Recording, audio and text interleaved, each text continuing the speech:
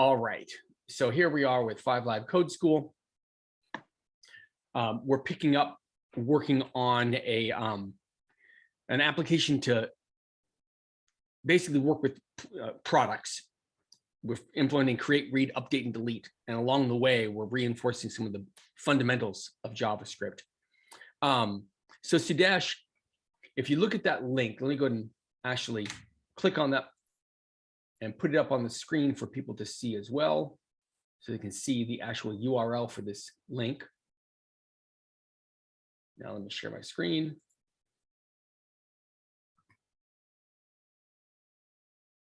Okay, so right here at CLI Products, are you there now, Sudesh? I'm in GitHub, yes. Okay, good. I'm going to want you to have that exact set of code. Now, in the interest of speed, because we're in class, I'm going to show you, if you don't already know, how to clone this code that I have down to your computer. Do you know about how to do that yet? We haven't covered Git, so if you don't know, it's totally fine. No, I don't. Okay, then I'm going to stop sharing and I'll show you how to do this. Essentially, what you're going to do is you're going to pull down all of my code, which is everything I was just showing you a few minutes ago, onto your computer. Okay. Right. All right. So go ahead and share your screen and I'll lead you through it. Alexander, have you done this before? Yeah. Okay, good. I rather thought so. Yeah. So Sudesh, when you're ready to share, and I'll show you how to get a copy of my code onto your computer. Cool. Okay. So go to your Visual Studio Code. I think you only shared your browser. You're going to need to stop sharing and share your entire screen, I think, because we'll need to go back and forth a little bit. One second. Sure, that's fine.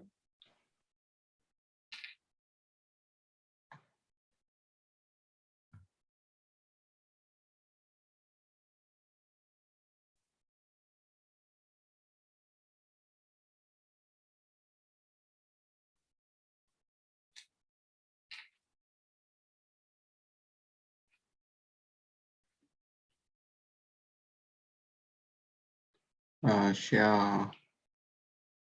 Yeah, when the share comes up, share your entire screen.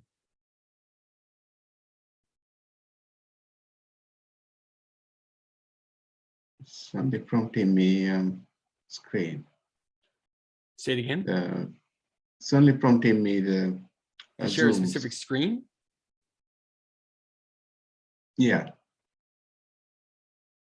So it should have a prompt with a bunch of different applications you have open. I need to hold 1 second. Sure. Control.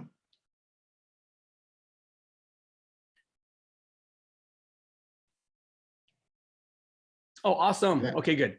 Yeah. Okay, so on the right in Visual Studio Code, first of all, cancel that message down at the bottom right. The restart Visual Studio Code, just close that. Or later. Yeah, okay, good. All right. Yeah. So we're going to want to do this in a whole new file. So go to your terminal down at the bottom right. No, you just go click in there. Okay, stop for a second. Sorry? No, not what I wanted you to do.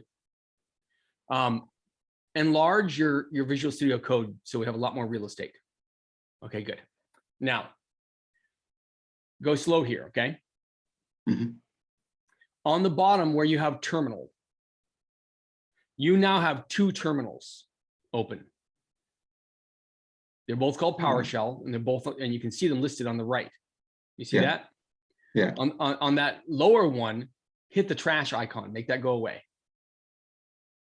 Good. Now you only have 1 terminal. What I want you to do in that terminal is CD. You're going to change directory and go up 1 directory. Go CD space. And then going up 1 directory is ... So hit ... and hit enter. Now you notice you're up to the 5 Live directory. Make sense? Right. Yeah. Okay. So I want you to make, here, I want you to do a git space clone. Okay, now don't hit enter, hit space, but do not hit enter. Now go back over to the browser. And what you're going to do is, yeah, click on it. You're going to get a URL that points to this code. Go slow, stop moving the cursor around. You see the green button that says code? Yeah. Click on it. And click on the copy icon to the right of that URL. Okay, good. Now go back to Visual Studio Code and hit paste or Control V. Now hit enter. You can make that go away. Yeah, hit enter. Oh, you don't have Git installed in your computer. That's totally fine. That's easy enough to do. Go back out to the web. Open up a new browser, a new tab, and type Git download Windows. So this is the version control program that we're going to learn about. Take that first link, right? Yeah, take that right there. Now go slow here. I want to get the right one. Hit the top one that says click here to download the latest. Yeah, right there. Click on that. Oh, good. Okay, it's downloading it. Excellent. All right. Open file. And say yes when asked for permission.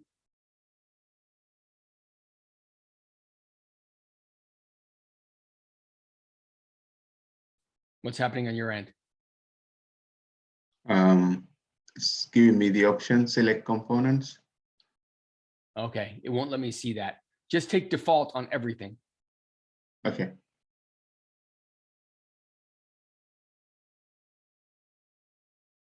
Let me know when it's done installing.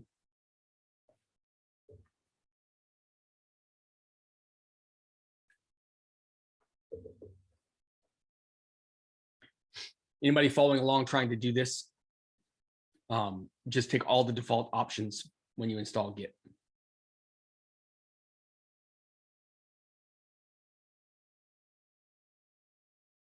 Is it still in the middle of installing, Sudesh?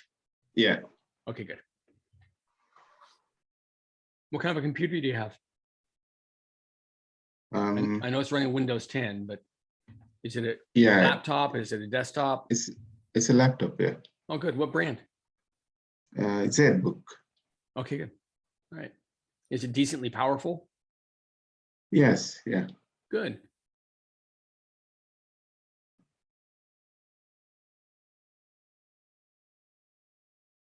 Almost done? Finish. It gives me launch kit. Yeah, don't do the launch or anything. If it just finish it. Yeah. Okay, now, you don't need to look at that or anything. That's fine. Okay. Now, go back to Visual Studio Code.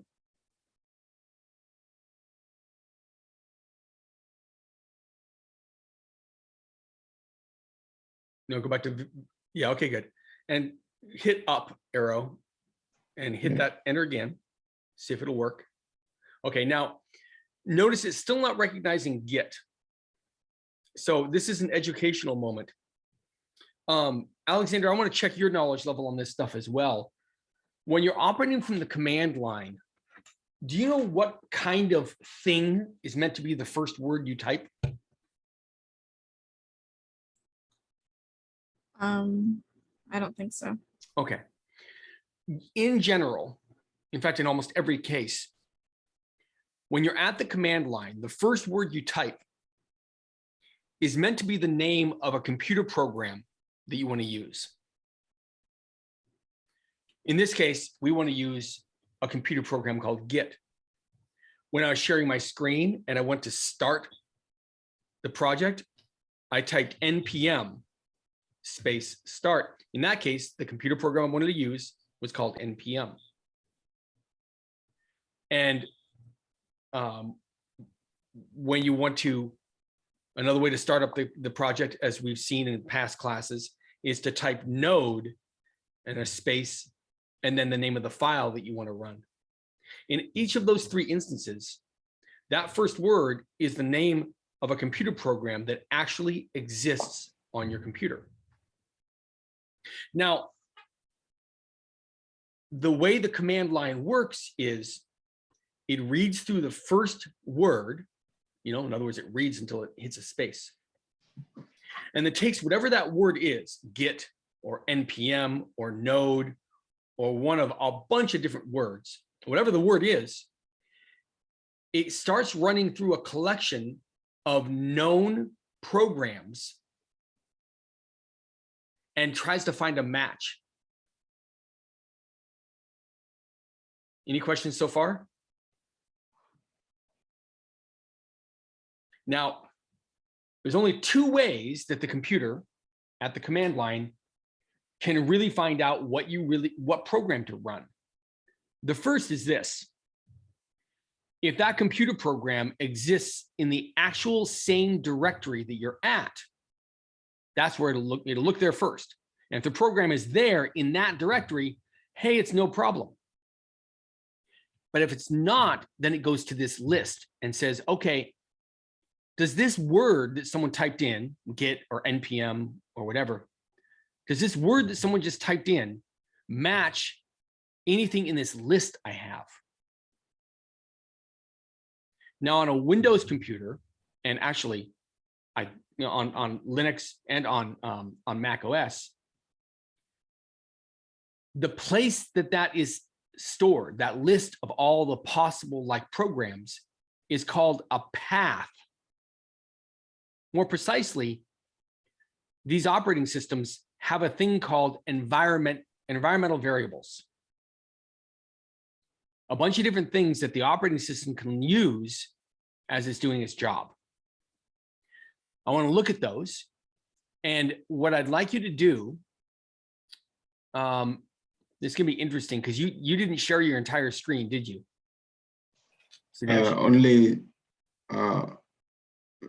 Only selected the 2 programs. Okay.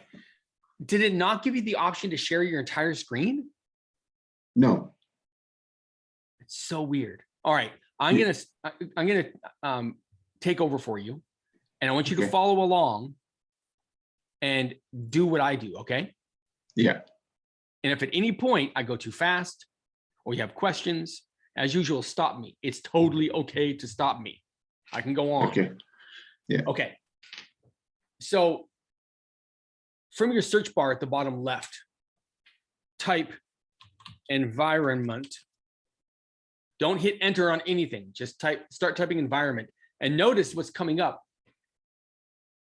It says edit the system environment variables. This is what we're talking about. There's more than one variable. One of them is called the path. So click on that, and it should open up your control panel to this little thing. And you can see there's something here about advanced system properties. There's something about performance, user profiles, startup recovery. We don't care about that at all. We care about this little thing down here, kind of tucked away, called environment variables. Now, the reason it's tucked away and not that easy to find is this isn't for a normal consumer of a computer, a Windows computer. This isn't someone who's just a traditional office personnel who's using their tool just for productivity purposes. This is for people like us who are developers to muck around in here. So go ahead and click on environment variables and let me explain what you're looking at. Again, don't touch anything or change anything yet. Notice where it says at the top here, user variables for Eric D. Yours will have whatever user you're logged in as, Sudesh or something, right? Yeah. Okay. Alexander, you following along as well? Good. Okay. And then this one says system variables. There are 2 sets of variables that are kept. There's a set down here at the bottom that applies to anyone using the computer. They apply to the overall system. The ones at the top, as you can kind of figure out for yourself, they apply only to the user account you're logged into Windows with. You can have multiple user accounts in Windows. So we want to make sure that we look at both when we do our work here for a second. Now, what's inside here? You see a list of variables and values, and it's just key value pairs. Remember how I've stressed several times that you're going to find key value pairs all throughout your entire computing career. Here's another example. What this will tell you is you're not going to have identical named variables. The ones on the left here are going to be unique. On the right, doesn't matter if they're unique or not. What we care about is one called path. So single click on path up in the top one for use your variables for you, right? And then hit edit. I want to show you what you're looking at. Every single one of these entries is the path that leads to some executable, one or more executables, one or more computer programs. As an example, let's look at this application I installed called Cargo. And we'll go to this exact location right here. I'm going to copy that. If I open up my Windows Explorer down here, or my File Explorer, you go to the top and hit paste. Oh, it didn't copy. Let me hit edit. Okay, good. That'll let me copy it. And click away. Okay, good. So here I am. I've got this path copied into my clipboard. If I go down here to the File Explorer and paste it and hit enter, notice that there are a bunch of executables in here. Now, what does this mean? If I were to use any of these words, RLS, rustc, cargo, any of the words that name these files, we're going to use those from the command line.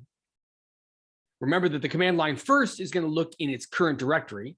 And if it doesn't find, let's say, cargo, say it doesn't find cargo, it'll go to this environmental variable and it'll start searching every single folder listed here. These are the addresses of folders or the path to folders. Again, in this example, it would get to the ericgross.cargo bin folder. It would start looking through and find a match immediately. You go, oh, this is the program that Eric's trying to tell me to run. And then it would actually run that program. Everything else on the command line that comes after the word cargo in this example would be data that the program cargo.exe needs to do its job. Let's find, for example, the one for node. I think we scroll down towards the bottom, we should find it. I think it might be here in .nvm, but we'll check. ericd.nvm. Let's look in our ericd.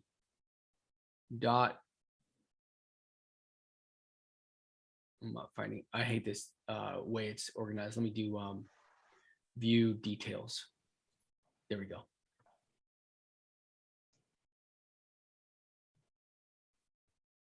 No, it's down here in programs, I believe.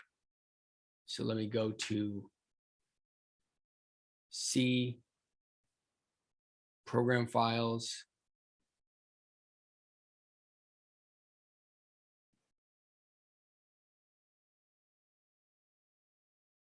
Then C, program files, x86. Where's my node?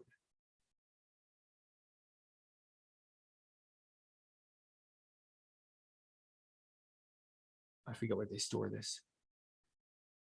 All right, let me look at the list again. ericd.nvm. Why didn't I find that when I was looking? That's interesting.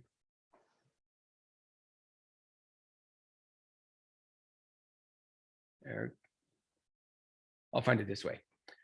C, users, Eric D.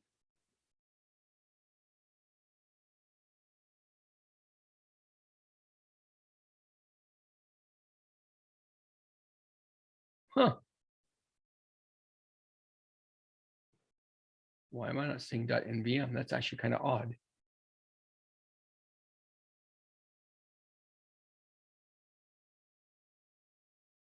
Well, you know, it's funny.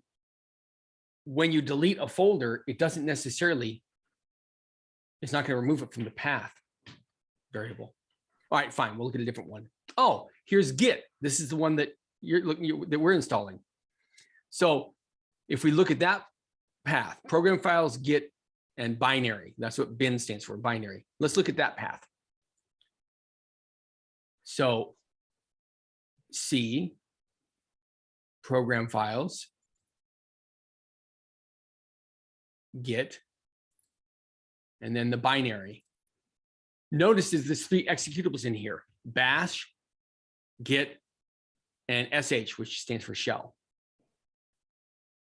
This is the program that you've installed on your computer. Now I'm curious, Sudesh, do you have the same folder structure I have? When you go to C, program files, is there a Git and a bin folder? 1 second. Take a look. What about you, Alexandra? Yeah. Okay, good. Same structure. That's typically how Git gets installed. So I'll expect you probably see the same thing, Sudesh.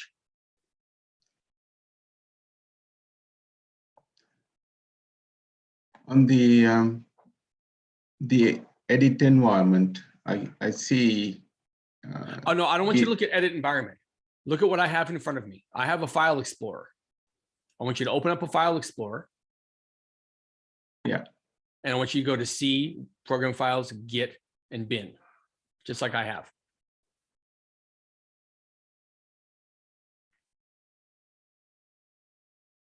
If you need any help with any of this, it's totally fine to ask. That's why I'm here. Files. How much of that stuff did you already know, Alexandra? Some of it, but some of it was also new. Okay, good. So yeah, to summarize, when you're operating from the command line, the first word, the terminal knows that it's supposed to be a program, so it'll first look for that program in the current directory. If it doesn't find it, then it starts looking through this path environment variable to try to find. I see the same files. Good, excellent. All right. So now that you have that, click up here to the right of bin so that you've highlighted the path. Do you see that, how it's highlighted in blue? Sudesh? Just click to the right somewhere in here. Yeah. Okay, good. Then do Control-C to copy it. So now it's in your clipboard. You're going to need that for later. Don't copy anything else into your clipboard. Now let's go back to this environmental path. And I'll explain again a little bit more of what we're looking at. Hit cancel, and I just want to show you something. If you look at this path key value pair, let's actually enlarge this. And I want you to look at exactly what it is. It's a bunch of paths separated by semicolons. Look at the first one. C users, Eric D, app data, local programs, Python 310 scripts. And look, there's a semicolon. Yours is going to be probably different, but you'll have a semicolon. Yes. And then there's another path, and it goes to a semicolon. Now, that's the actual value of the path variable. And this means that your terminal, when you type in the name of a computer program, if that computer program isn't in the current directory, starts right here. And it says, all right, give me the path variable, give me its value. And it reads through until it hits a semicolon, like bing, right there. It'll take that first path, and in that path, in that directory, scripts, it will start looking for executables that have a matching name. If it doesn't find one, you'll say, oh, let me grab the next path. C users, Eric D, app data, local programs, Python 310. And it'll look there. Did I find a match? All the way through. Now, what happened when you got that red error message, Sudesh, is it did everything I just talked about super fast, because computers are fast. It looked through every single folder in this path variable right here. And check this out, in the path variable that applies to the entire system. And it didn't find any matching paths, or more precisely, for the available paths, it didn't find a matching computer program or executable. Mm. You following all that? Yeah. Okay. So what we need to do is add the path to this new executable, the git.exe. We need to add that path into both of these path variables. Now, even though what this value here is one big long string, when you hit edit, you're given a nice user interface to see each separate path. This makes it easier for you as a computer user. What you're going to want to do is hit new and then paste that data right inside there and then click OK. Let me know when you've done that. Yeah, done it. Good. For both. Good. You Do I did both need of to them. do- Excellent. So now here's what you do. Click OK on everything. Go back to your VS Code. It's not guaranteed this will work yet. You may need to restart your computer. But from VS Code, just try to run that same operation. Git clone. Just hit up arrow and hit, and run the same thing. One You get second, Eric. The second, I've forgotten what I did to the top. Oh, yeah, I'm gonna go back. The second. Yeah, So you did it on the path variable here. I did the top one. Okay, do the bottom one as well. So you hit path and then hit Yeah. edit, click new, and then paste that in there as well. Yeah. Let me know when you're done.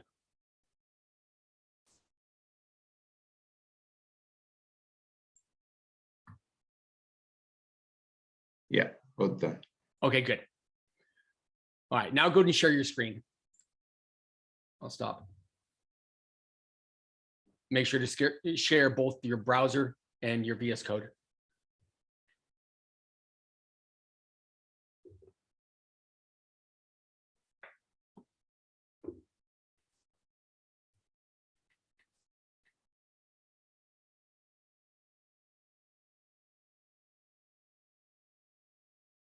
Sorry, one second.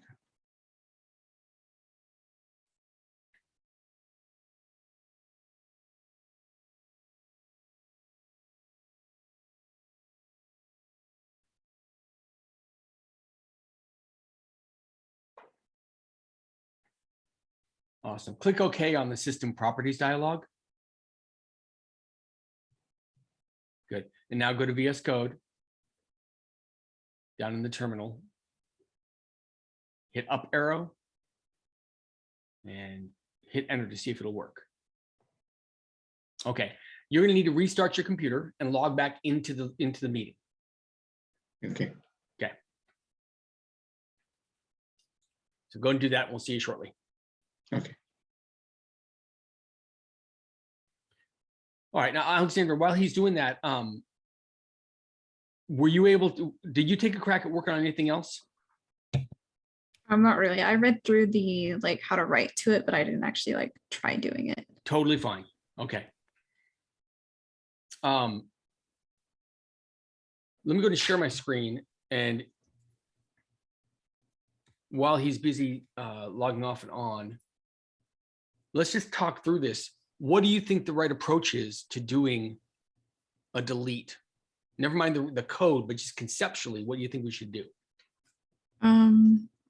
Probably add another case to our switch statement. Good. Okay, so we'll start here in change this to list another option of delete. Yeah. Okay, good. And then put in a case for delete. Yeah, and then it would probably be you'd probably have to use the prompt again, I would assume, to figure out what ID you're actually deleting. Perfect. So now let's talk about the function that we're going to build to do it. Where would it go, do you think? In the operations folder? Yeah, absolutely. So this is read. I would want to do a different one. Yeah. I would want to do a delete.js kind of thing to separate the code. Okay, good. All right. So again, let's say we're in there, we're building this function, never mind what it's going to be called. let's look at read as an example. It's going to have to get the current data from the database. And then how would you describe conceptually, how do we go about doing the deletion? You would probably do like a similar loop to like as you did with the read, to go through and like Find a match, right? yeah, to get through all your products, find the match for the ID that kind of matches the ID you're looking for. Perfect. So now we found the match. What do you think we do next? You'd have to remove that ID that you found. Yep. Here, let me let Sudesh back in.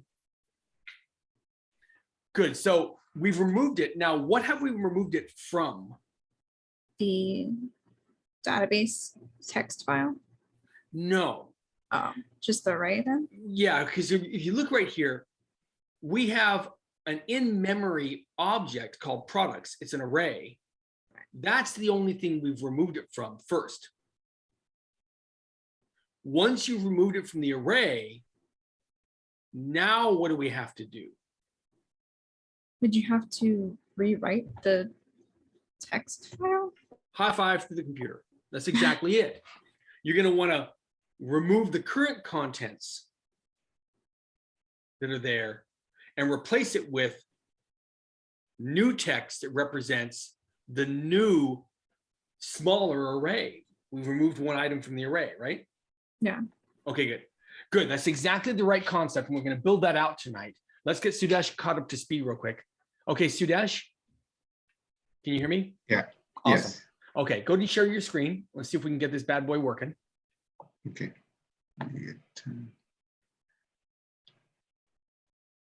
That was good, Alexander. Thanks for going through that with me.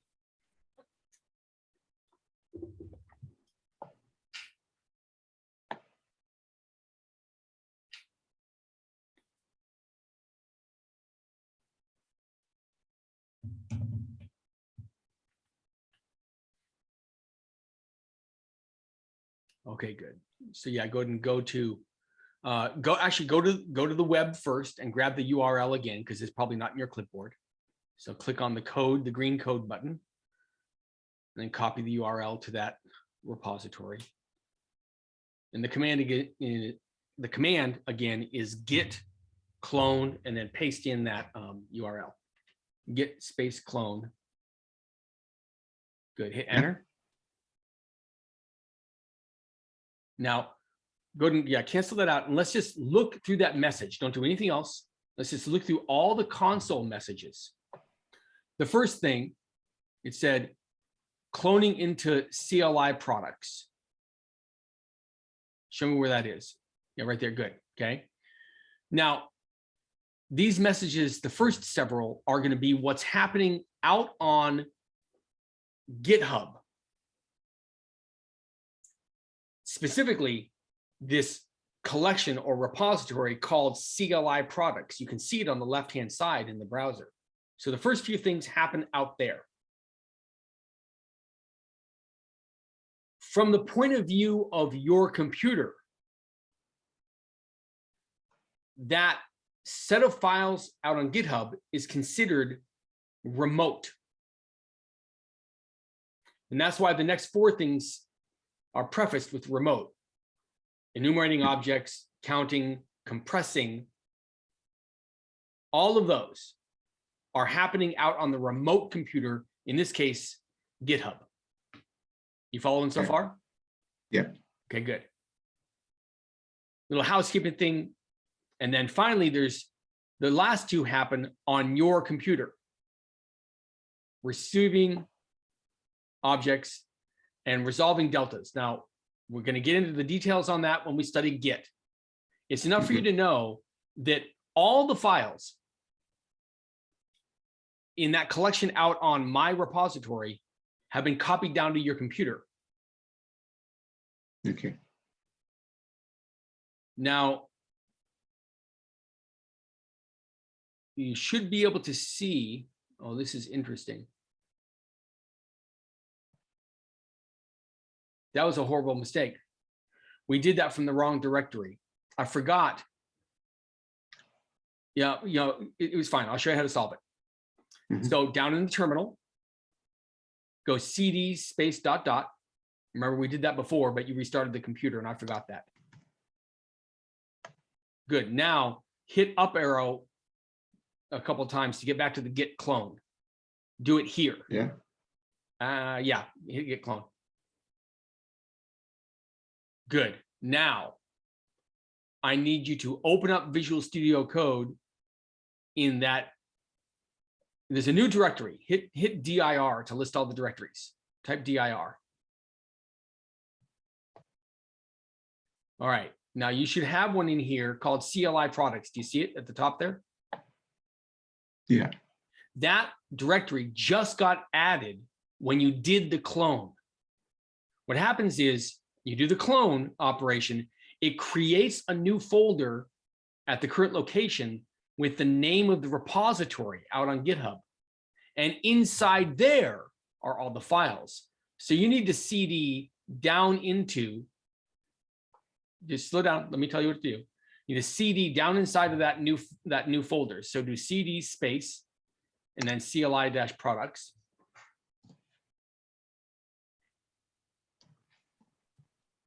Enter. Good, now you're inside that. Now you can, there's a little shortcut to open up reopen Visual Studio Code in that new directory. Type code space and then dot for the current directory. You want to reopen code in this new directory. Hit enter.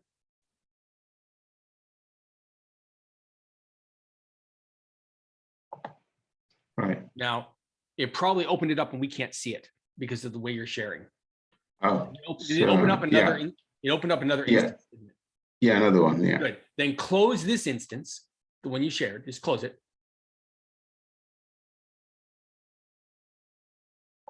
And then stop resharing and then share again with the new one. I just want to make sure you have everything and you're all set up to go.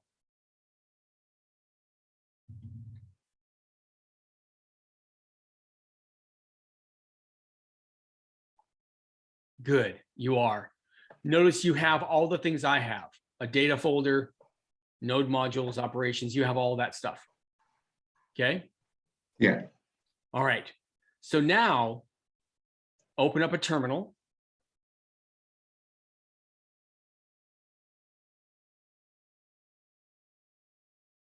And you might have to do a little bit of housekeeping here that I'll lead you through. Let's just try to run it. Do npm space start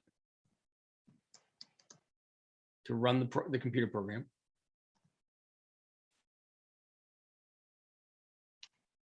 It worked. Hit A for all. Okay, good. You're up to speed where I am and where Alexandra is. So go to stop sharing.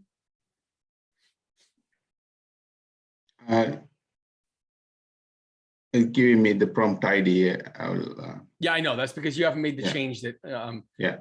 If you go to app.js, add in a break after each of the two console logs. Under A and under I, you need to add a break right at the very end. Let me Yeah. know when you've got that running or done.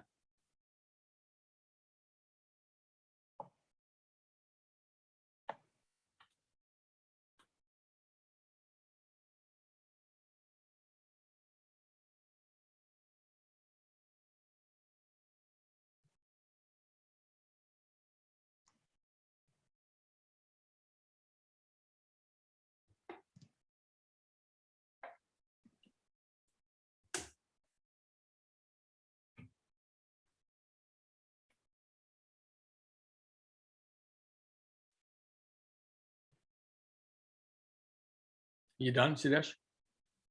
1 second. Sure.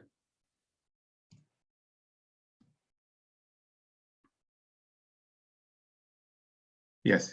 Okay, good. All right. Alexandra, do you mind driving while we build this out, the delete? Sure. I still have the delete file though that I had originally made. Is that going to be an issue? Like, should I just get rid of that? Let me see your screen before I tell you to delete anything, but probably we will, yeah. Okay, 1 second. Actually, I would hold on to it because it might be valuable. You might be able to copy paste some of that brilliant logic over there.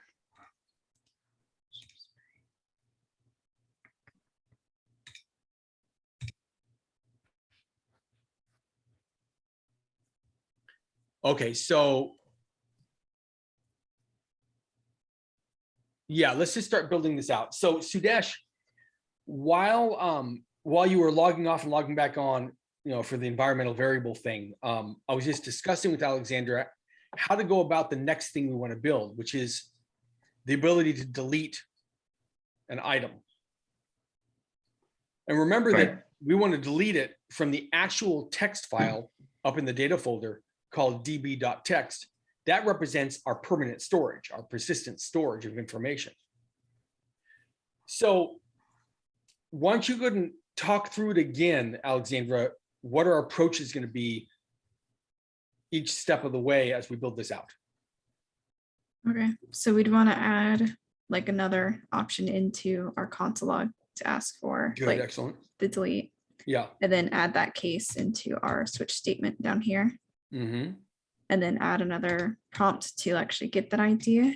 Mm-hmm. And then we would want to make like the delete JS, which this is what I currently have, but Oh, good. We can start from that. Excellent. yeah. And this is the important part I want you to go through and explain again for benefit of Sudesh and also anybody watching this later. Okay. What's the steps that we're going to go through to do this delete? So you'd want to loop through our product data, which would be our DB text, and then also check for a match of the ID that we input. Right. Then once we find it, then remove it.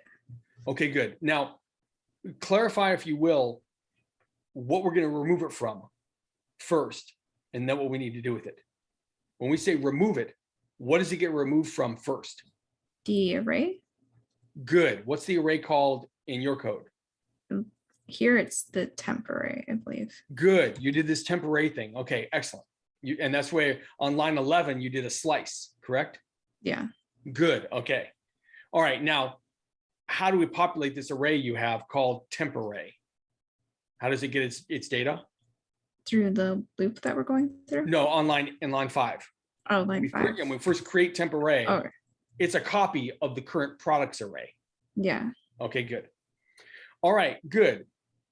So again, I'll describe it one more time because it's such a critical piece. So Sudesh, at the time that we arrive at this code that we're going to build on the screen here in front of you, the remove product by ID, remember that we're arriving here in the context of a currently running computer program. And in that program, there's an object we have access to. You can see it on line 1. It's called products. That object is an array. It's held in computer memory. And each element in that array has an object in it that represents a product. You following? Yes. Yeah. Okay. We need to do 2 things. First, when we found the element in that array, that in-memory array that matches what we're searching for to delete, we need to remove it, remove that object from the in-memory array.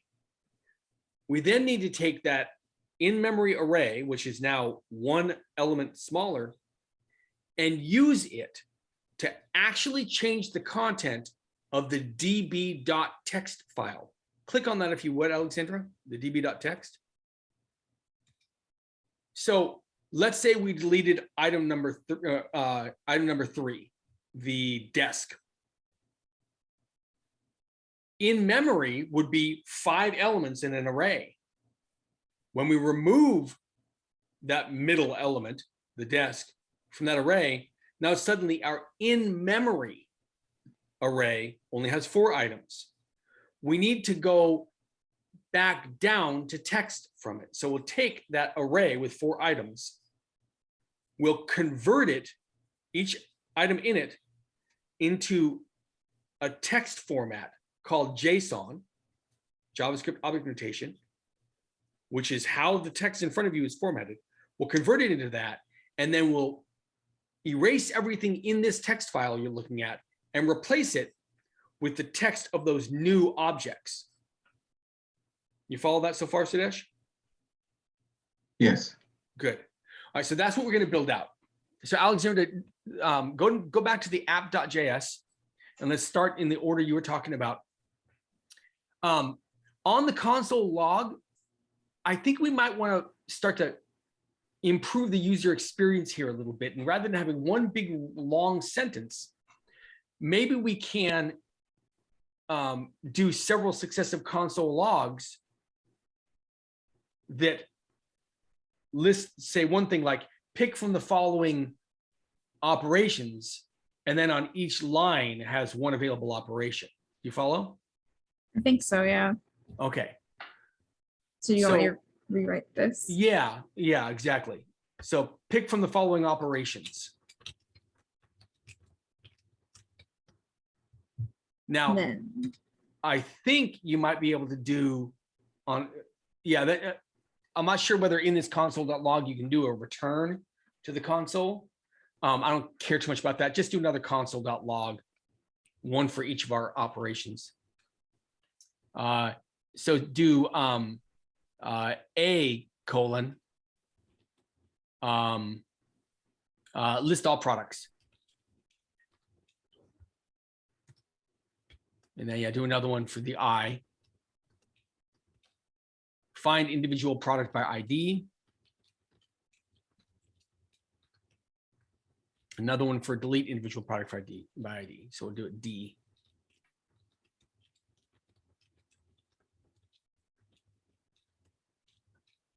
Now let's run this and make sure that it prints out, see how it looks. There's an npm start. Oh yeah, that's fine. Pick from the following operations. A, list all products. I, find individual product by ID. And D, delete individual product by ID. Okay, good. Excellent. Now, let's solve another thing. Right now, the program only runs once. What we'd like to have is for it to run over and over and over and over again until we want to stop the program. Make sense? So you don't usually have to think about this sort of thing when you're doing a lot of computer program development, because the frameworks that you're going to use already have this stuff built into it. But that's part of why I'm doing it with these tiny little building blocks. I want you to be able to think with this stuff. The way we're going to do this is we're basically going to produce a loop that you can never get out of unless someone puts like an X to exit. Make sense? Yeah. Okay, good. So you're going to want to put this just above the prompt.start.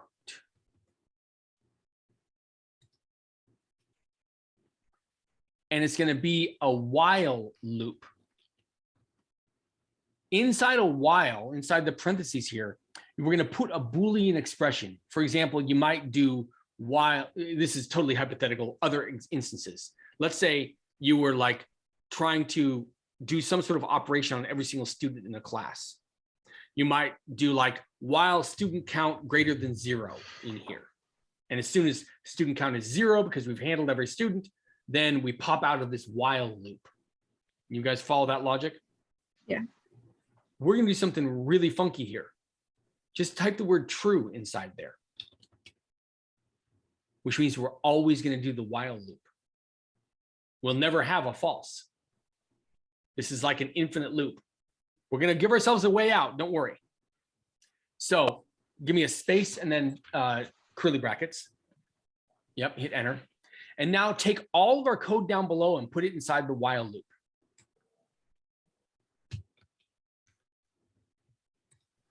You should be following along, Sudesh, so that your code stays the same. One thing I noticed, I haven't got a delete.js. No, you won't at all. Okay. That's okay. Alexander's code, and we'll All get right. there in a moment. Okay. Yeah. So let me know when you're caught up and you have the same while loop. Exactly. Yeah, it's fine. Just Take your over. time. We gotta We're moving a bunch of stuff around here. I want you to take your time and make sure you got it right.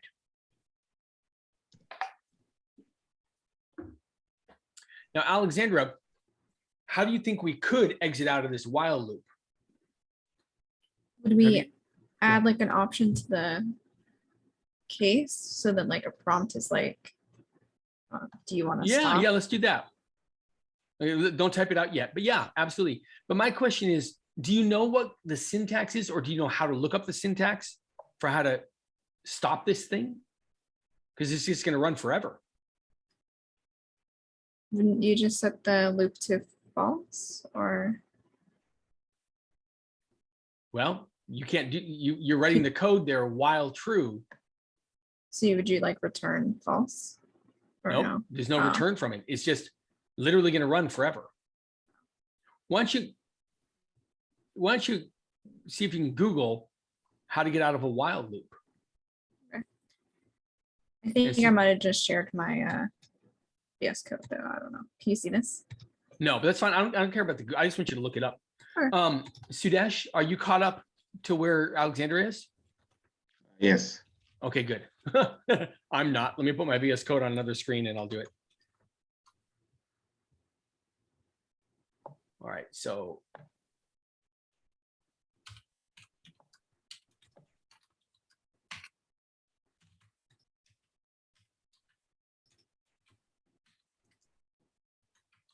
Okay. All right, so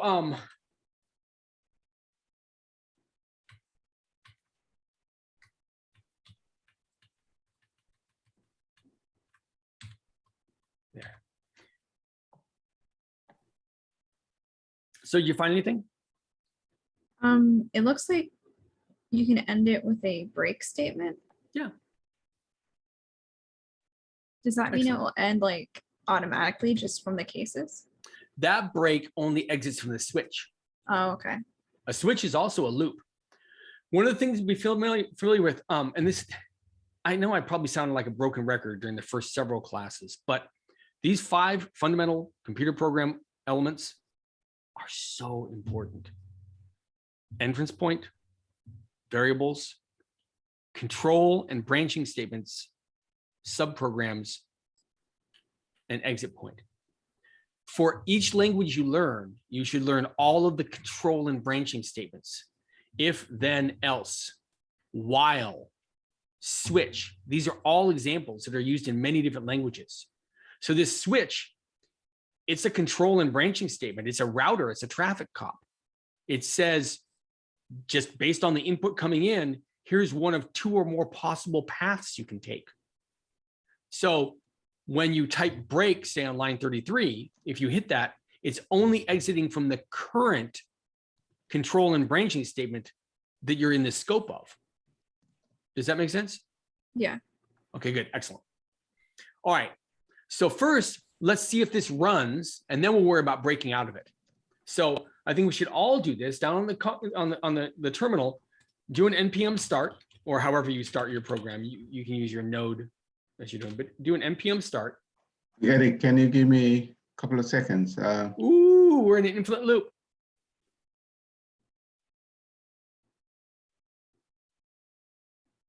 Yeah. Yep. You're gonna have to do a control C. We might have to do a control X. We might even have to shut VS Code because we built ourselves an infinite loop.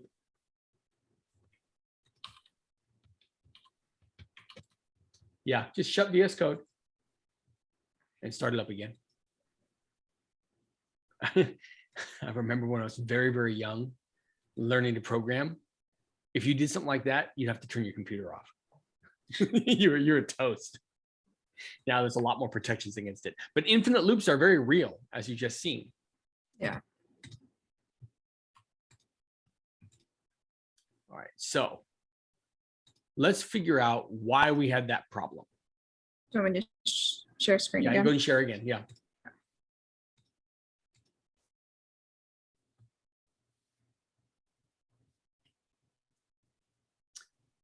I'm wondering whether or not the prompt.start should be outside of it. Move line 22 outside of the while loop. move it just above it.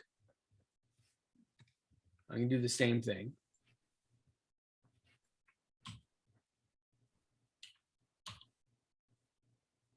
Now let's run it, see what happens. Nope, infinite loop.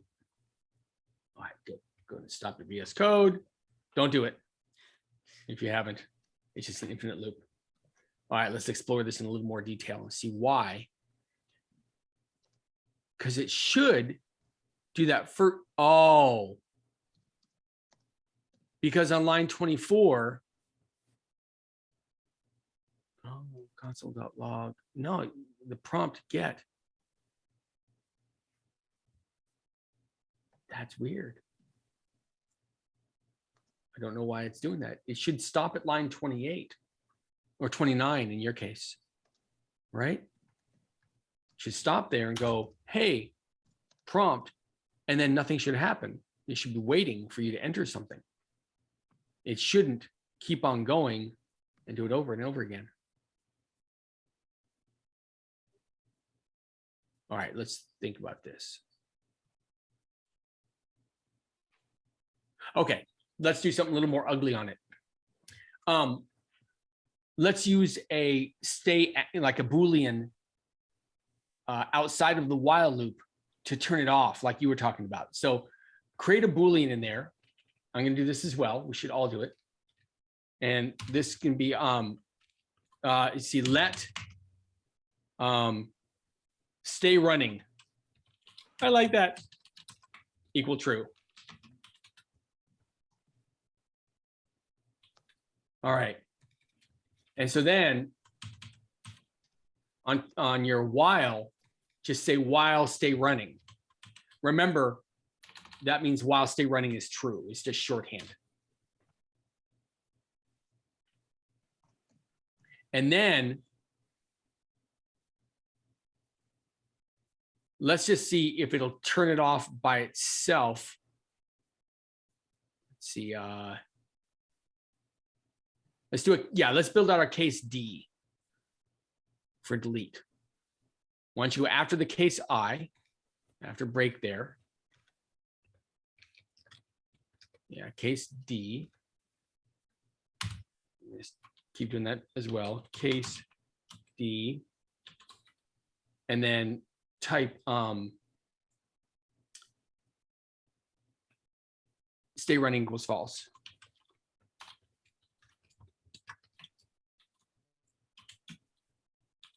And then break. We might not even get to the break, but yeah, we will. We'll pop out and then go back up. Let's see if that does it. So let's do it and run our program.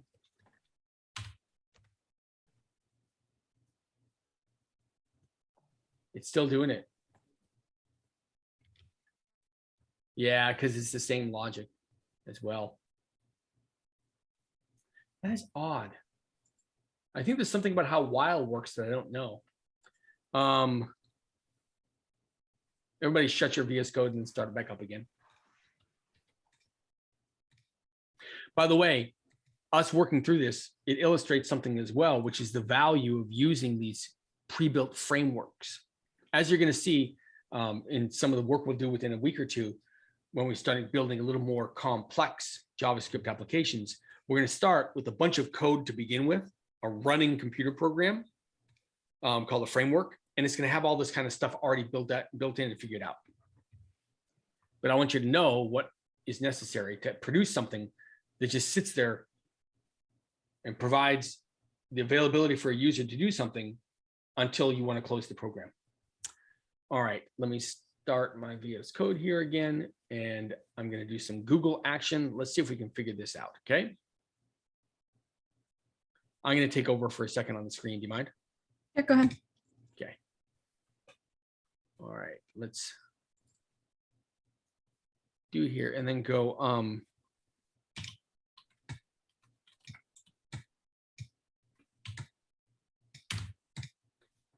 let's see.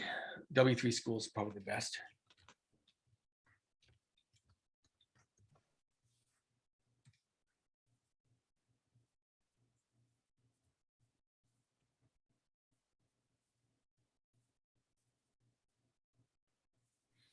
Following example, the code in the loop will run over and over again.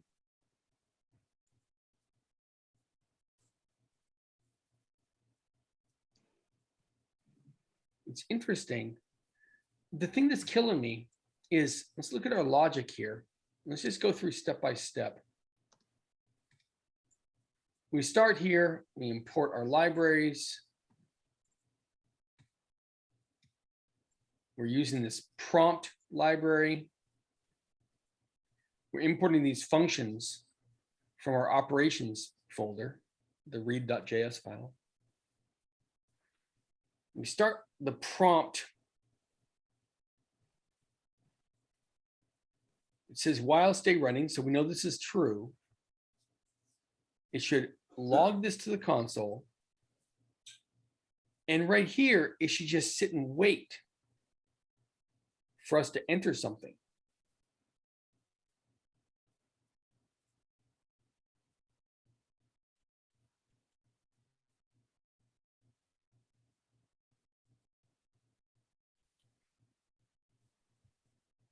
But it doesn't.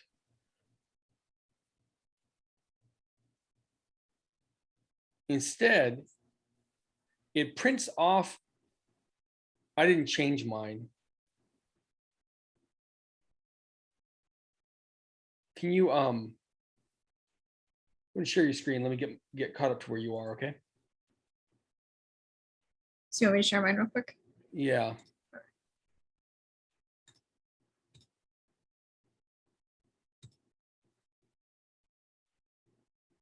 So it says pick from a list of pick from the following operations.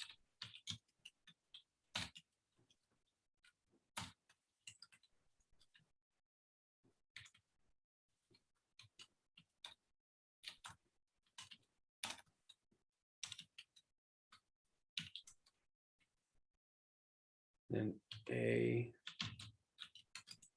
products.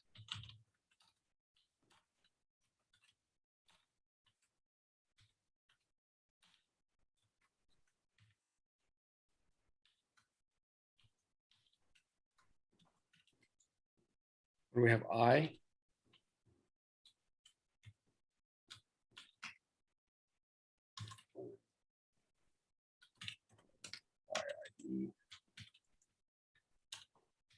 Okay, and then console.log.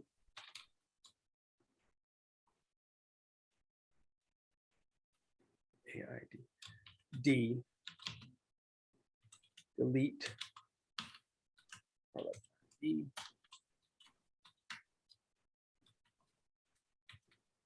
And finally, we wanted to have an exit here.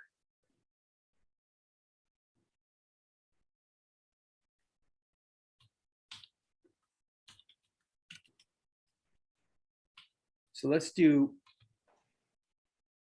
X colon. Oh, D, we want for delete. So do case X. So let's add on after your line 28, add on another console log that says X exit program.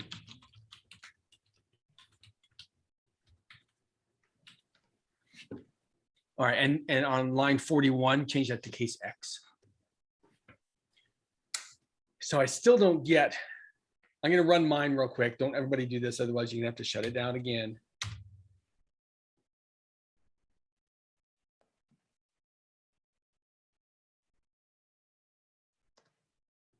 Oh, interesting. It is printing everything over and over and over and over again.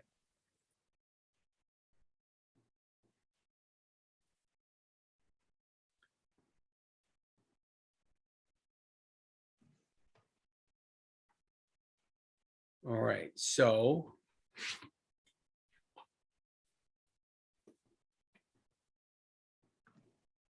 I'm going to take over again, okay?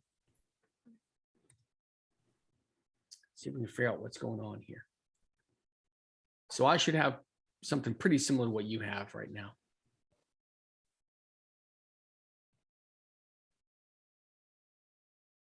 And this is just not going to work as we saw before, because it just says while true is essentially what this means.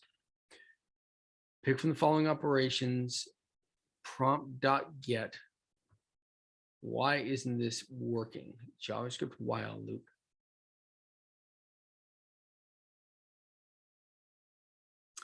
Oh, the do while loop is a variant. This loop will execute the code block once before checking the condition is true. Oh, no, that's not. I don't care about that.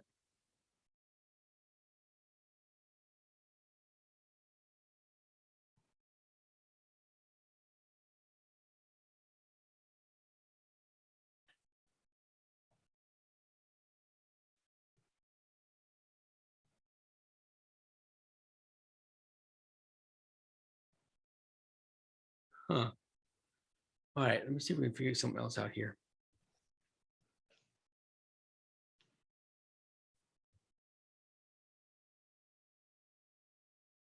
Node console. Trying to think of the way to search for this.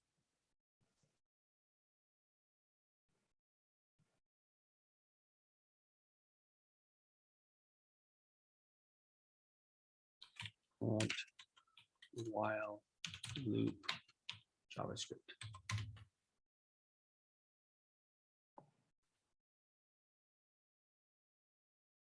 What I want to achieve here is to have the console print out command and await for the user's input. While loop in node. Trying to convert C# snippet for a simple while loop to a JavaScript solution. The C# code asks for an input, prints it as long as the input isn't 0, continues.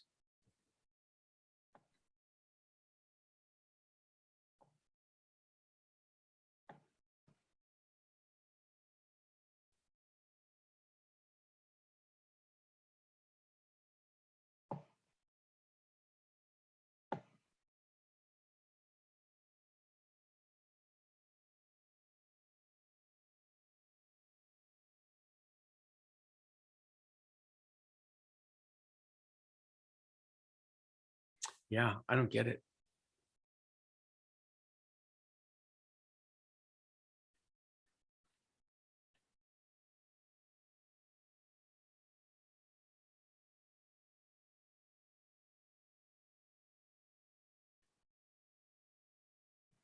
Yeah, we're not using read line. We're using a special library called prompt.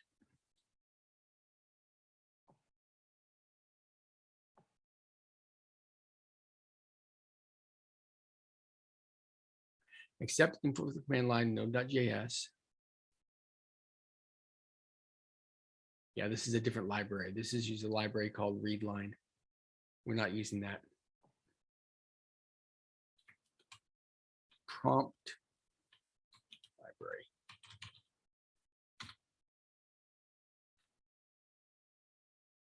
Reading value from console interactively. Let's try that. Looping a login prompt in Node.js. Hey.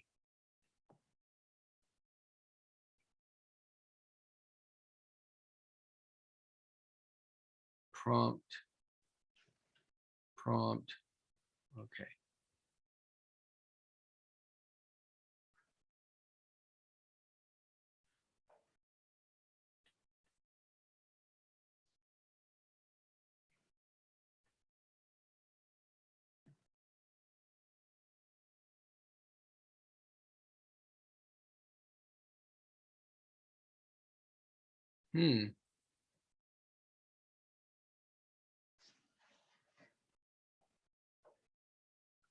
While true,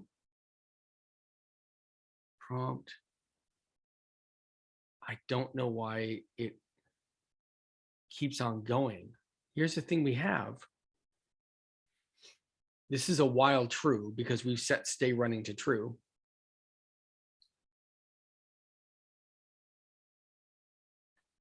Look at the syntax again. Okay. It should do these. It should stop right there. Here's the only thing I can think of is that perhaps this prompt library which we don't really have a lot of access to. We look in here. Prompt has a whole ton of code. We don't know how it plays nice with the command line or with the while loop. I don't know. All right, it's not worth it to me to try to solve this when we're trying to build out logic for delete. So let's all take away the while loop, and we just have to rerun the program each time we want. So be very careful here. I want you to delete the let stay running equals true and the while. Make sure we go to the bottom and remove the curly bracket that corresponds to the one we're deleting. It should be right down at the bottom, right here. So last curly bracket. All right. And then we can make everything look a little nicer by selecting all of this code and hitting Shift Tab once to make it go backwards. Let me know when you're caught up. I'm caught up. Okay, now case X. Let's take that part away. We're not going to use that logic right now.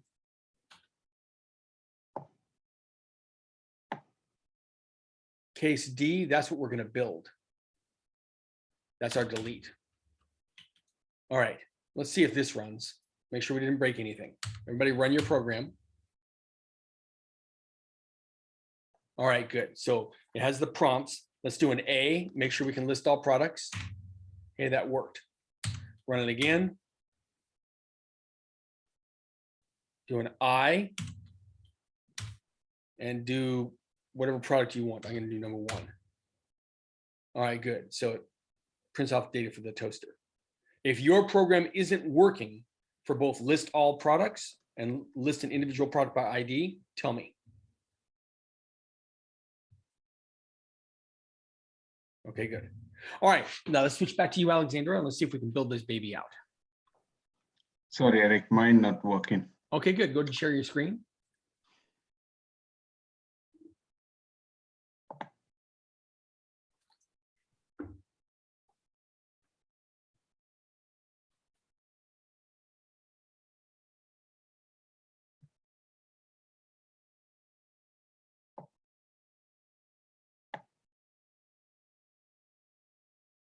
Let me just look here for a second.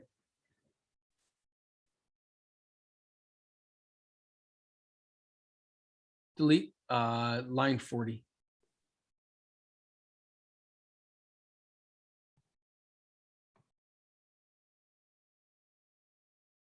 No, put it back.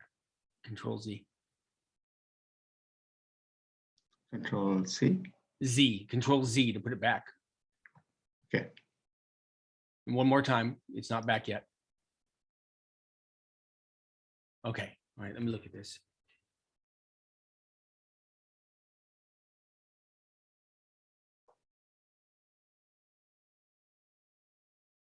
Oh, after line 39.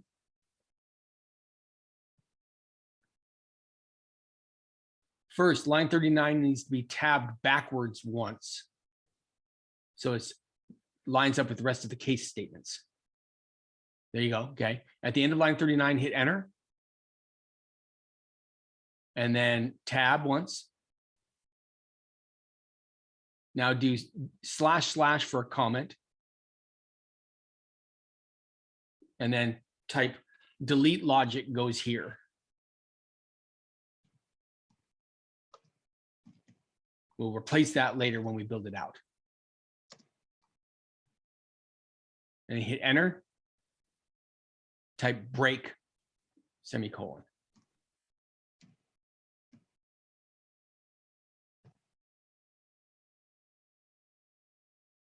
On line 39, you have your colon inside the quotes. Erase it and put it outside the quote. Okay, good. All right, now try to run it.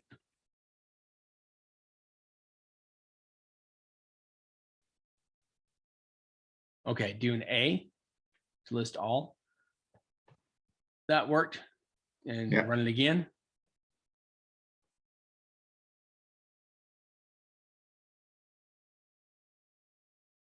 Do an I for individual product. And give it number 3, whatever. Good. Awesome. Okay, you're back. All right, go ahead and stop sharing. All right, Alexandra, go ahead and take over.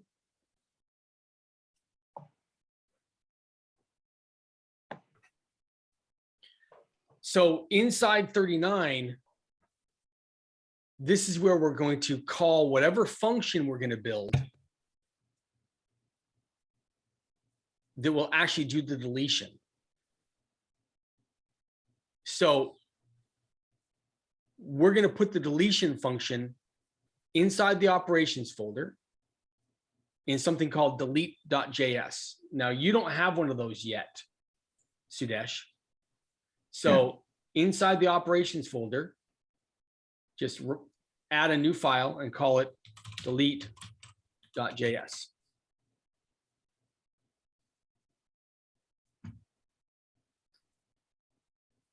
Go ahead and go to that delete.js if you would, Alexandra. Now, the first line, this is what we were doing before, where we were getting our products array from a .js file. We need to change that so our products array comes from the text file. To see how that's done, look at the read.js file and copy all of that. That makes the actual array. Lines 1 through 4. Yeah, there you go. All right. And then replace that. Now leave that on there, and Sudesh, go ahead and type that out and make sure that you have what she has. Is it from line 1 to 4 from read? Well, yeah. Yes. Yeah, you can paste it in if you want. Totally fine. In fact, I'm going to do that as well.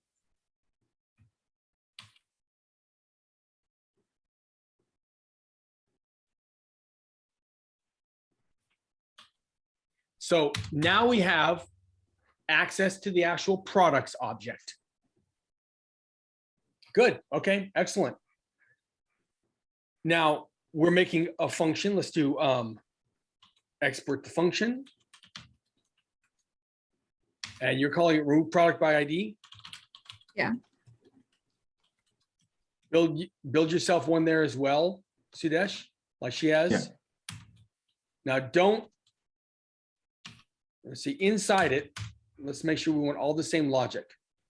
Yeah, let product match equal false. We need a temporary array. I'm not sure if that's actually needed. We might fix that later.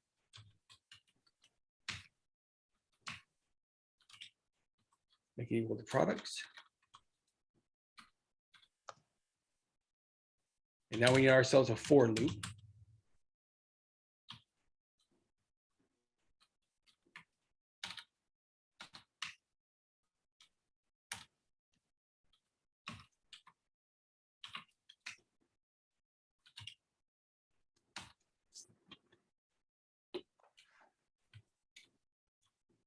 Products.length. R++.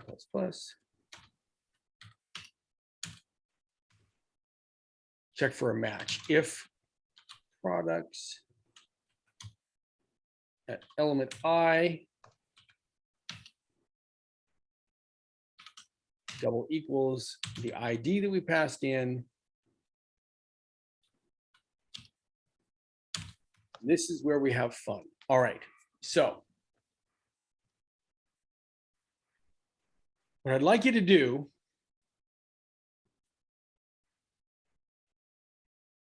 okay, we do need everything else. We need the product match equals true, because we found our product. Now we do the temporary slice.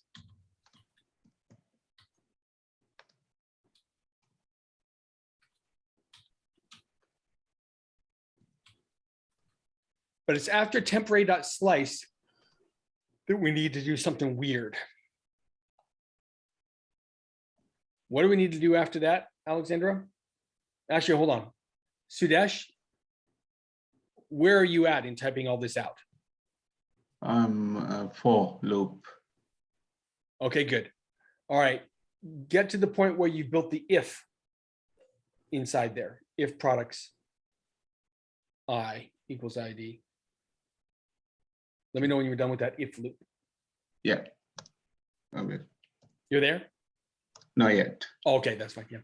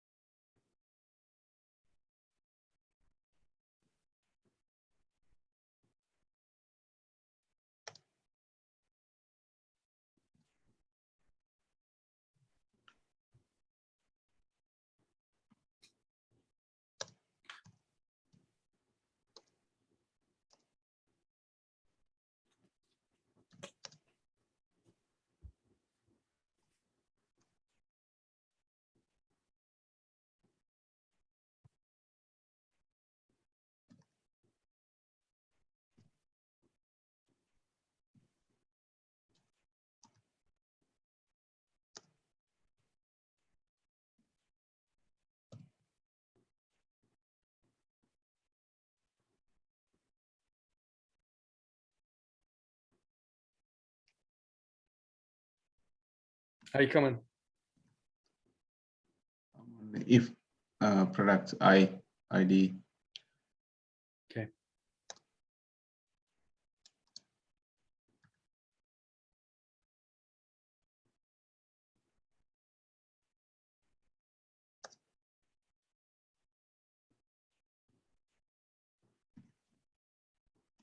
While he's doing that, Alexandra, can you see if you can look up some syntax on turning the objects in our array back into JSON text? Okay.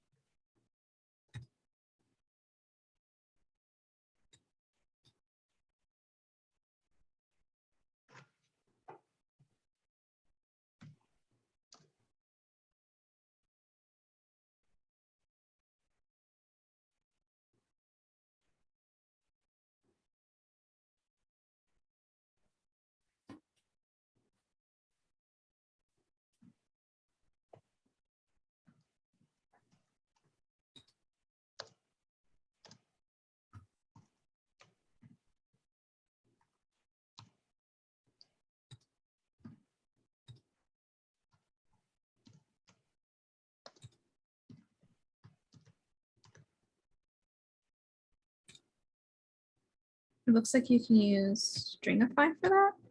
Awesome. Okay, good. Coming along pretty well, Sudesh? Finish the for loop. Okay, good. All right. So Alexandra, go and stop sharing your screen. I want to see Sudesh's code real quick before we move into this. Okay. Go and share your screen, Sudesh.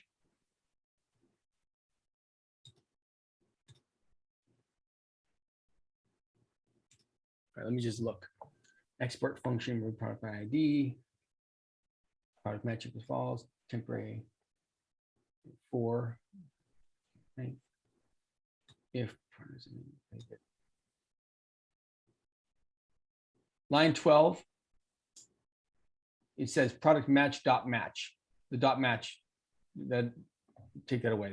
That's nothing.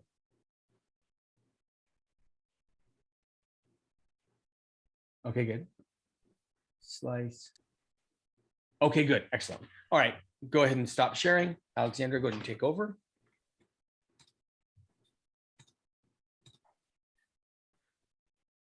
All right, so first thing is that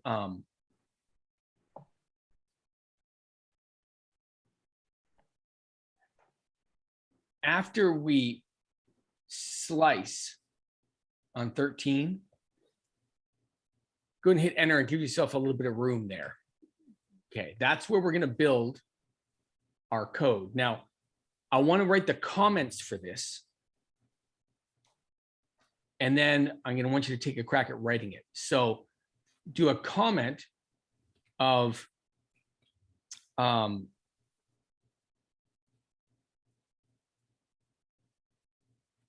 see, loop through temp array.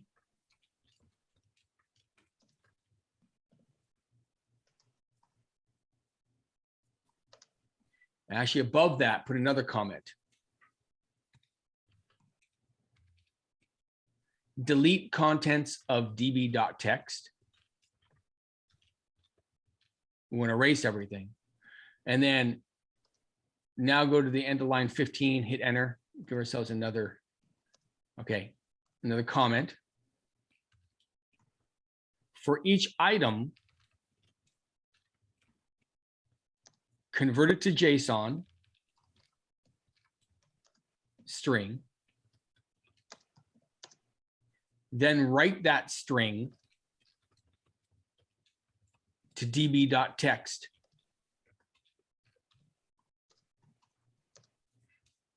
That's what we're going to do.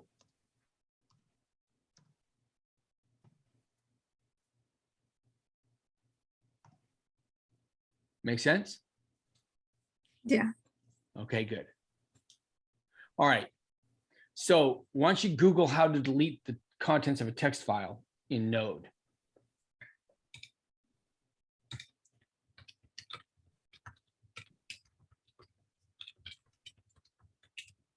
We don't want to erase the file, just the contents.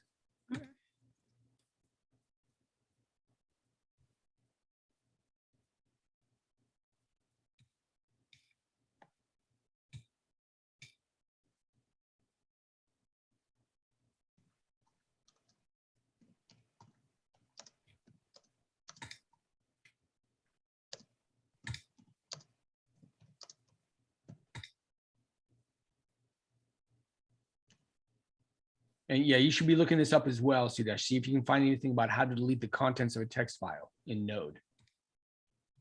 Yeah.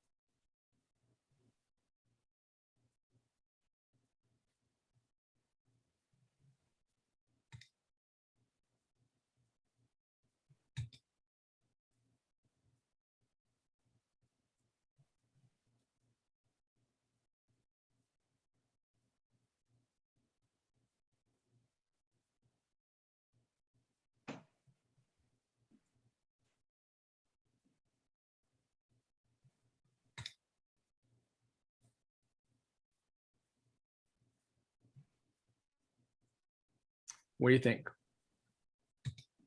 I'm not sure. I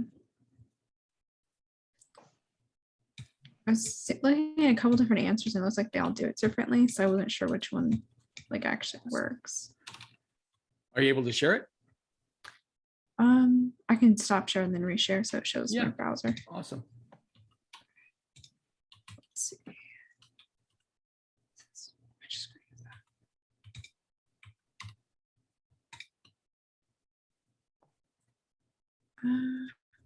Okay, control.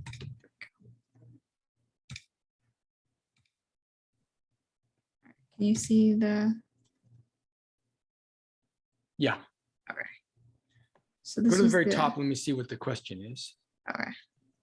Delete the content of a simple text file. All right, good.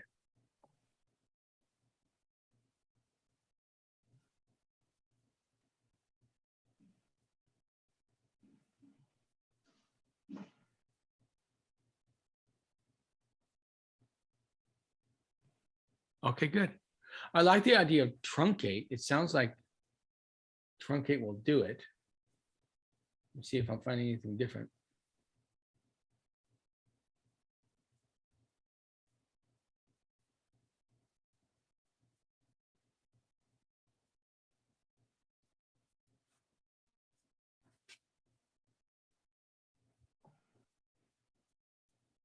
Okay. Yeah, so let's take that truncate. Should I just copy this? Yeah. No, let's go and type it out ourselves because there's some valuable lesson here in typing it out ourselves. I want to show you. Okay. So go back to your code. All right. So go to the end of line 14, hit enter, and let's just put our code to delete right there. So we're going to need FS, file system. We haven't imported that. We haven't made that available to us. To see how we do it, go to the app.js and see it. Oh, actually, no, never mind. It's already built in, I believe. Yeah, FS should be built in. So do fs.truncate, it said, right? Yeah. FS. You know what? We might be importing this the wrong way. Go ahead and go to import db.js and see how we're using file system. Oh, yeah, we do have to import it. Okay, so go back to our delete. Let me follow along what we're doing, and you should as well do an import. FS from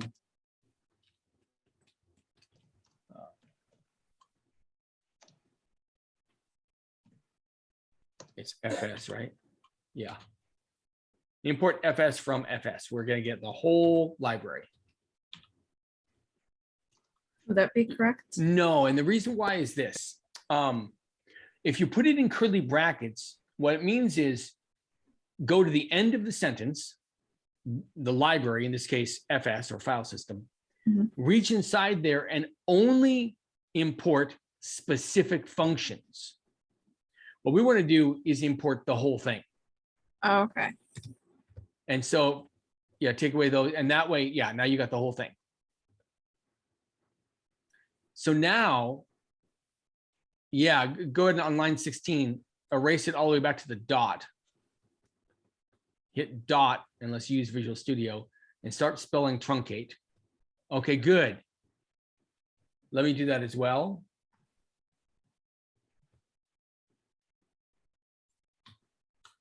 fs.truncate, hit a parentheses once.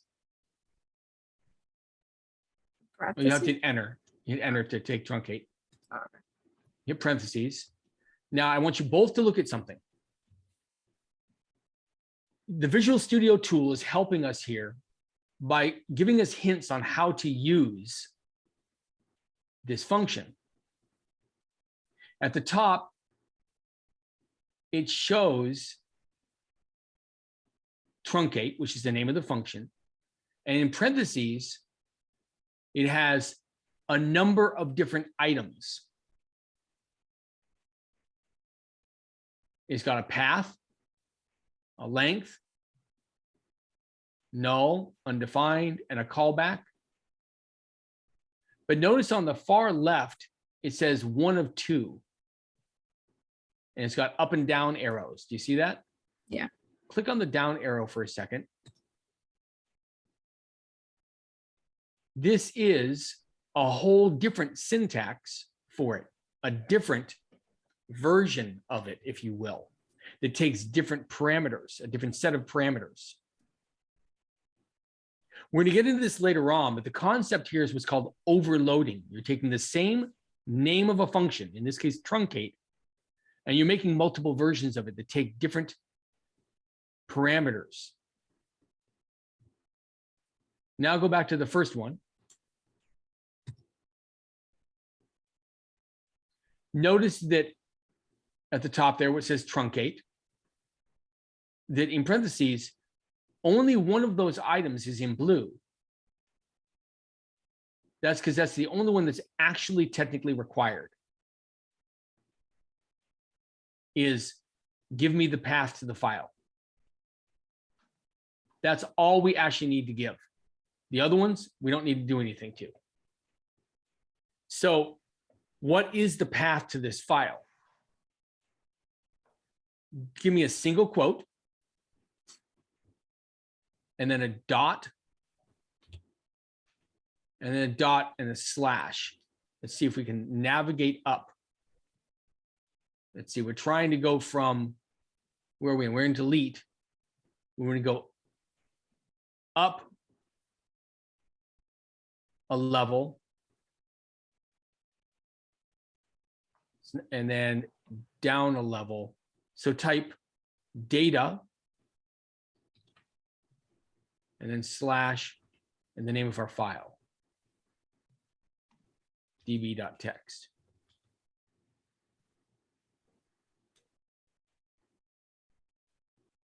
Okay, now give me a semicolon at the end of that.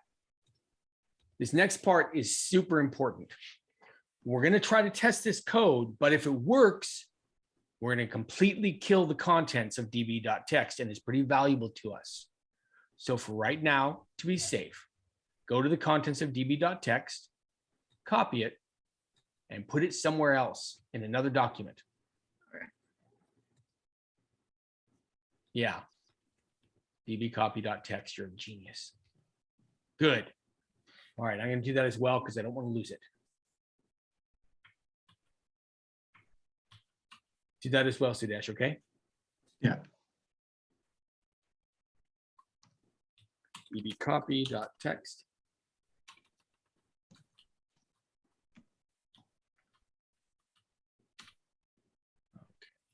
All right. Now let's go back to that delete. And I just want to see whether or not it'll actually delete. We can build the rest of it later, okay? So let's try to run this. npm start, or however you start it, go ahead and do that. There you go. Oh, now we didn't, never mind, go ahead and stop it. Control C. Go back to app.js. We didn't build our logic to do a prompt for delete. So build the same logic that we did under case I. I would just copy it.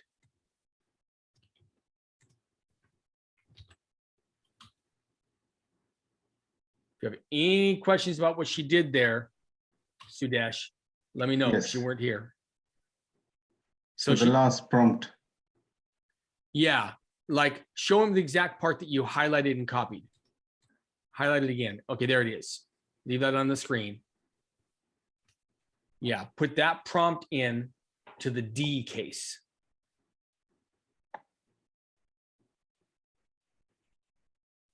But we need a different function. We don't need get product ID. We need to bring in the other function that we built called delete.js. So up above the import on line 18, let's give ourselves a line after that. We're going to import the function we just built.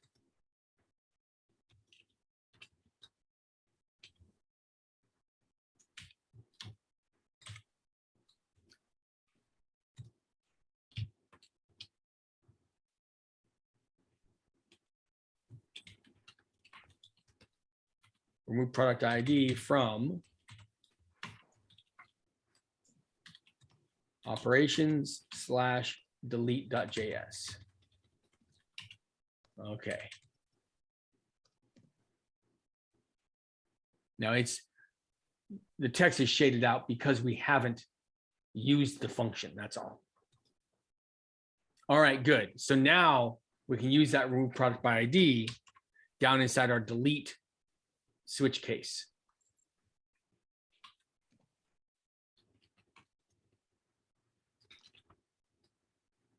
Okay. Sudesh, let me know when you're caught up.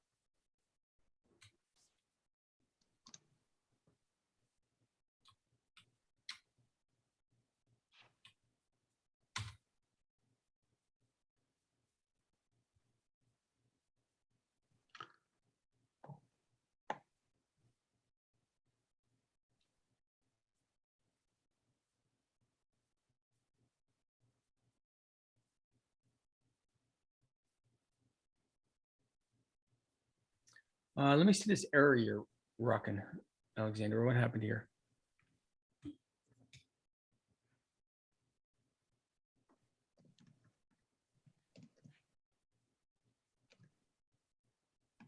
What operation did you put in? I didn't put one in. I just hit Control-C to stop it. Oh, okay. Run it again. Let me see what happens. Okay.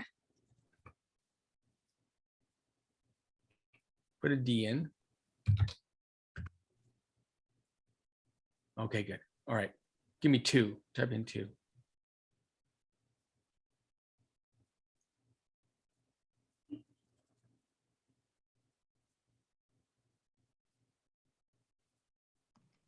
Delete.js line 16. Do you want me to go to that? Yeah, don't go there yet. Collapse your terminal. I want to make sure Sudesh is caught up. Okay. How are you doing, Sudesh? I just did the line 20, which is Oh, good. Yeah, bringing in the remove product by ID function. yeah. Good. Now down inside your case D, change the line that begins var product equals. And instead of using the get product by ID function, use our new remove product by ID function. See how she has her line 42? Your line number may be different, but yeah. Remove, yeah. Remove. Yep, remove product by ID.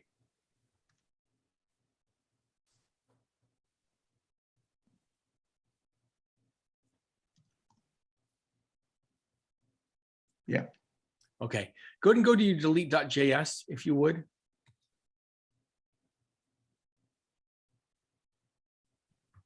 All right, let me go to my delete. So you had data,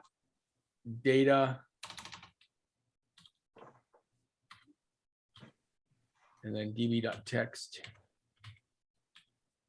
but you're getting an error.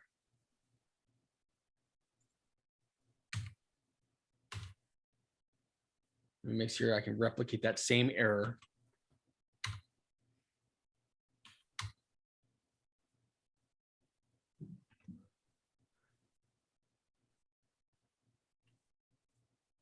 I'm not getting the same error, so I'm trying to see. Let me see what the error says.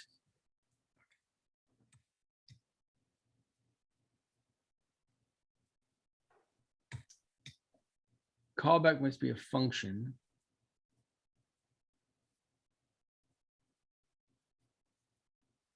And it's line 16. It maybe a callback function is required. I don't have one, and it didn't give me any of that. Wait a minute. Let me see all of the code in your remove products by ID. Thanks. Okay. All right. Let me get caught up to where you are. I'm missing a little teeny bit.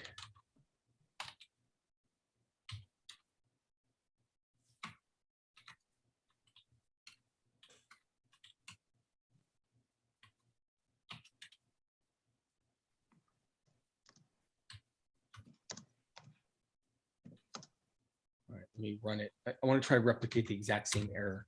Sudesh, what messages are you getting when you try to run it and do a delete? Syntax error. The requested module dot slash operations slash delete JS does not provide an export named remove product by ID. Okay, so here's what you check. Make sure that the name of your function, look at her line 6. You see where it says remove product by ID? Yeah. Make sure that that is the exact text you're using over in app.js. Go to app.js.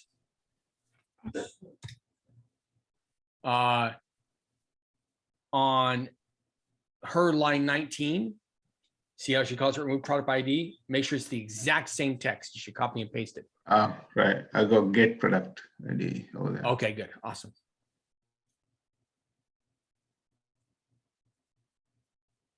Okay, so why am I not getting the same error?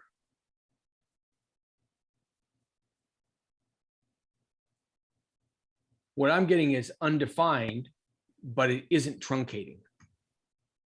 Like I don't throw an error.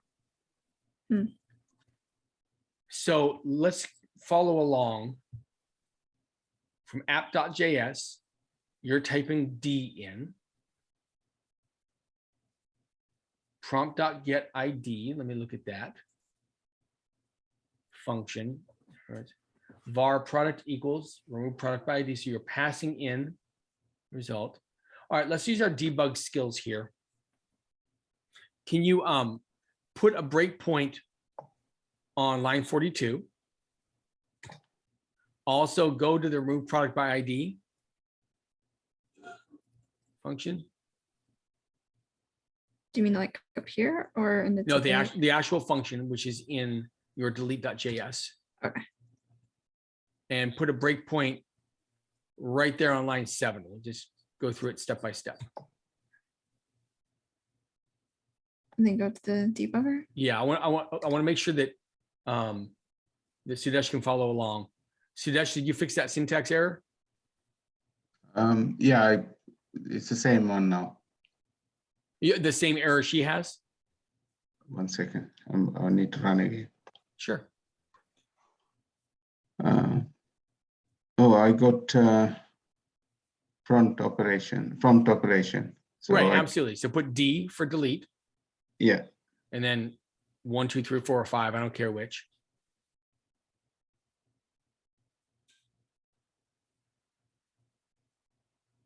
What happens when you hit your number and hit enter for ID? I got error.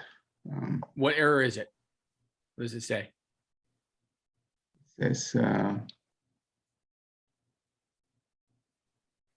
code error invalid callback. Good, perfect. Is it the same one you see on Alexandra's screen? Yes, yeah. Good, awesome. Okay, then do what she did. Go to your app.js. Yeah. And put a breakpoint on that line that she has. It's her line 42. Wow. Put a breakpoint. Yeah. You know how to do that, right? Just on the red one, yeah, red dot. Yep, you want the red dot to the left of the number. Yeah. Good. Then in delete.js, put a breakpoint right inside the function on her line 7. Let product match equal false. Yeah. Then on the left there, go to the debug. You see how she has the debug window open? Yeah. Do that and then hit JavaScript debug terminal right there. Yeah. Go ahead and do that, Alexandra. So now start your application.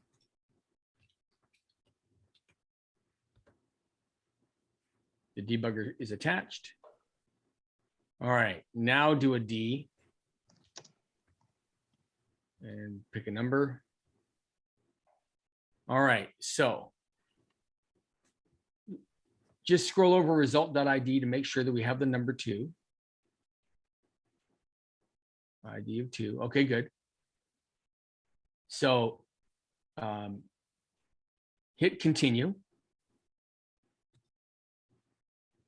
Good. All right, now we're inside the breakpoint. We're inside the are you there as well, Sudesh? Yes. Okay, good. Now just step through one step at a time. Once, once, once, once, again, again, again, again. All right, we have a match. First of all, did we match on the right thing? We have an ID of 2. Yeah, that makes sense. Okay, good. Awesome. So product match equals true. That's all good. Step through once. Again. All right, we sliced. Now step. All right, so we are throwing the error right there. It is just odd that I'm not throwing that error on mine, but it wants a callback. Now, we haven't talked about callbacks a lot, but it's essentially what function are we going to execute once we're done with the truncate? And you want to put it as the second parameter on truncate. Go ahead and go to the syntax example you found on the web for truncate. See that function console.log? Yeah. So we're going to do a function, but it's going to be empty. It won't do anything. We don't care. We just want to put one there. So go back to your code and go right after the file name, hit comma, and then function, and go past the parentheses and just do open and close curly braces. It's an empty function. Now run it and see if it'll work.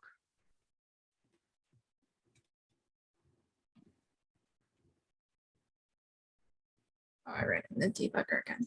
Yep.